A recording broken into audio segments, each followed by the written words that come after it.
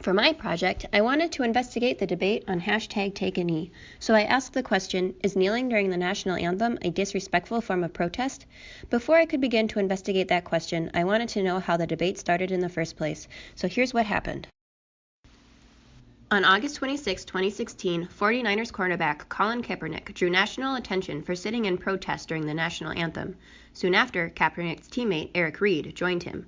In the 2017 season, Kaepernick remains unsigned, but other players in the NFL had begun to kneel as well.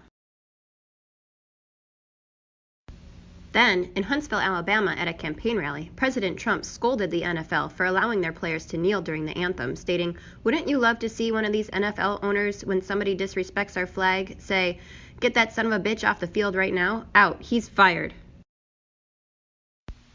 In the following days, Trump continued to berate the NFL through his Twitter feed, accusing players who kneeled as being disrespectful to the country and the flag.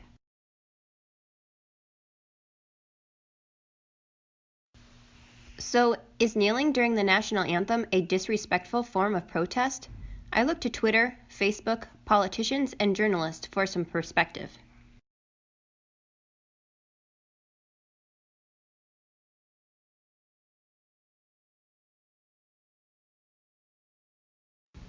I asked my husband, an active duty crew chief for the U.S. Air Force, if he felt personally disrespected by athletes kneeling during the national anthem. His response was no, but he also didn't see how it would be an effective method for social change. I also asked my mother for her thoughts. She told me that she felt kneeling during the anthem was a sign of respectful protest because it demonstrates an acknowledgement of what the flag represents and the expectation that the nation can and should do better. After reading and discussing the thoughts of others, I agree that kneeling during the anthem is a respectful form of protest and that Kaepernick's intentions for doing so are just. But I am also dismayed that the protest was manipulated from its original intent. So maybe instead the question should be, is the football field an appropriate platform for protest? I looked to history for an answer. In 1968, Tommie Smith and John Carlos bowed their heads and raised a Black Power salute when standing on the podium at the Olympic Games in Mexico City. They did so to protest poverty, lynchings, and oppression of blacks in the United States. They were ordered to leave the stadium and were suspended from the U.S. track team. In 1967, Muhammad Ali refused to enlist when called to the draft. As a result, he was stripped of his championship title.